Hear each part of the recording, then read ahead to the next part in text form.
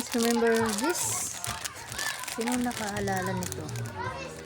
Gulay. Tingnan nyo.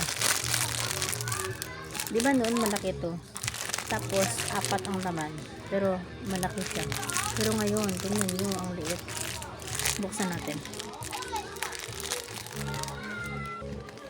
Tingnan nyo. 2 na lang ang laman. Tapos, ito. Ganito siya kalaki. Isang subo lang. Pero masarap pa din.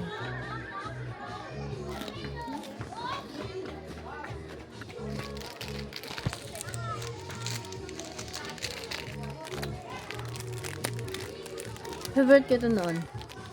Kasi nga, yung cheese, marami siyang cheese. Pero ngayon, hindi na nila nilalagyan. Isang stick, isang subo lang.